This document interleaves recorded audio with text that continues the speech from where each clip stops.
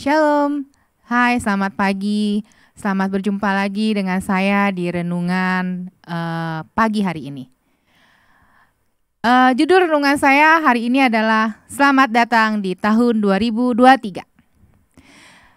Di tahun 2023 ini banyak berita-berita yang mewartakan berita-berita yang sangat mengkhawatirkan, menakutkan, mengerikan, ya kan? Banyak nubuatan, banyak penglihatan, banyak dari sisi orang-orang supranatural, ya kan? Ataupun dari sisi rohani anak-anak Tuhan. Dari kalangan hamba-hamba Tuhan yang kita nggak kenal tiba-tiba nongol gitu kan. Terus sampai hamba-hamba Tuhan yang kita kenal dan sudah terkenal itu juga menyatakan banyak hal-hal yang menakutkan gitu kan. Apakah benar? Ya kita balik lagi, lihat lagi ke firman Tuhan. Benar apa enggak? Itu kan memang firman Tuhan udah ngomong gitu kan. Nah, itu banyak orang yang bilang takut gitu. Banyak orang yang juga nanya, bener gak tuh Ci ya, di kantor gitu kan banyak orang yang nanya, Ci gimana nih tahun 2023 menurut Cici itu resesi atau apa? Kalau saya gitu kan, puji Tuhannya di kantor tuh yang anak Tuhan cuma saya dan angkatan di atas saya gitu, yang satu ruangan sama saya. Kalau saya selalu bilang, kita ngalamin resesi udah pasti, ya kan? Tapi bersama Yesus, saya punya Tuhan Yesus saya tidak akan mengalami resesi. Satu yang pasti, kita jangan pesimis di dalam hidup kita. Apalagi kita hidup di dalam kebenarannya Tuhan. Dan Tuhan hidup di dalam kita. Sekalipun ya kanan kiri kita porak-poranda, baik porak-poranda dalam keadaan ekonomi, ya kan, atau rumah tangga yang mungkin berantakan, atau hal-hal yang lain gitu kan, harusnya iman kita itu tetap bulat di dalam Tuhan. Harusnya bagi kita orang-orang nih yang percaya kepada Tuhan, ini adalah perkara yang sangat besar. Karena Tuhan itu setia. Dan kita tetap berdoa kepadanya. Kita nggak tahu apa yang akan kita tuai nanti ini ke depan. Tetapi tugas kita saat ini adalah memberkati dan berdoa. Tetap berdoa bagi tanah yang kita pijak saat ini. Sekalipun orang-orang ngomong menakutkan, tetap kita berdoa. Tetap kita berkati. Ya kan, saya ingat kejadian waktu tanggal 28 Desember, ya kan, itu juga diperkirakan akan ada badai dan lain-lain juga. Terus dulu sebelumnya ada gunung apa yang akan meletus gitu kan, diperkirakan. Tapi saya berdiri di hadapan Tuhan, saya cuma bilang gini, Tuhan, saya percaya yang berdoa ini bukan cuma saya. Saya beriman kepada Engkau. Kalau Tuhan mengasihi anak-anak-Mu. Saya tahu banyak anak-anak Tuhan yang berdoa juga meminta. Kan Tuhan bilang, ketuklah maka akan dibuka. Ya kan? Carilah maka.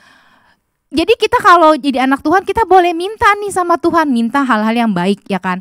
Kita minta Tuhan kalau memang Tuhan izinkan ini tidak terjadi. Kalau memang ini harus meletus, tidak sampai memakan korban jiwa yang banyak. Atau nanti ada badai dan lain-lain itu tidak memakan korban yang banyak. Kita gak bisa menahan maunya Tuhan juga, saudara. Apa yang Tuhan mau lakukan, itu harus Tuhan lakukan. Tapi apa salahnya kita anak-anaknya meminta kepada Bapaknya, boleh gak Tuhan, kasihilah kami. Buktinya tanggal 28 Desember, terjadi nggak badai yang menakutkan tersebut? Tidak. Tuhan mengirimkan, Tuhan berkata, Tuhan mengutus orang-orang yang ada di angkatan laut saat itu, ya kan, angkatan udara untuk mendebarkan garam-garam, untuk supaya memanipulasi. Jadi tidak ada di satu tempat. Orang begitu ketakutan. Bener nggak ini bakalan gimana?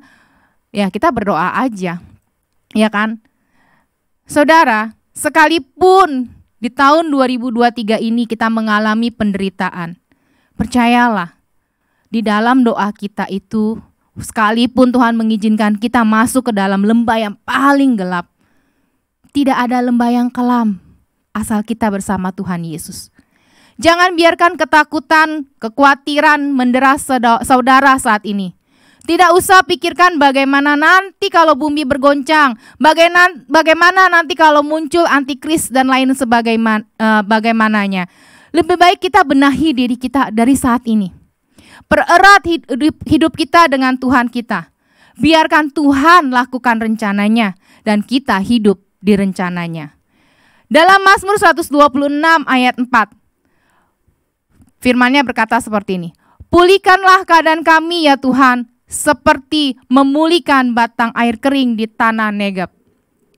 Jadi, apakah kita akan hidup dalam ketakutan, dalam kekhawatiran?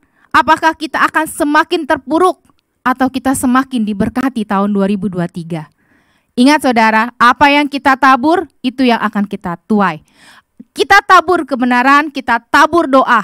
Doakan terus, doa. Jangan cuma menonton setiap kita melihat orang berdoa, kita cuma menonton. Kita menjadi penonton aja yang setia, tapi kita nggak berdoa. Berdoa, kita bawa setiap apapun itu. Kalau orang bilang resesi ekonomi bakalan gini, kita berdoa nih, Tuhan saya percaya sekalipun resesi, bangsa Indonesia tidak akan terpuruk. Tahukah saudara, Indonesia itu memasuki peringkat keberapa besar dan itu dunia mengakui bahwa Indonesia hebat. Kenapa? Karena banyak anak-anak Tuhan yang berdiri bagi bangsa Indonesia ini. Jadi, buatlah diri kita menjadi berkat dan berkatilah orang-orang di sekitaran kita. Mari kita berdoa. Tuhan Yesus, kami percaya tahun 2023 ini Tuhan tetap sama. Sekalipun kami mendengar hal-hal yang menakutkan buat kami, tapi kami gak mau izinkan ketakutan, kekhawatiran itu menancap dalam hati kami. Membuat kami tidak enak, tidak nyaman atau apapun itu. Yang kami percaya Tuhan, kami adalah anak Engkau. Kami pasti diberkati, kami pasti dijaga, dan kami pasti dilindungi oleh Engkau. Tuhan, apapun yang akan terjadi, tetap kami ingin bersama Engkau. Tetap iman kami Tuhan masih mau bersama dengan Engkau.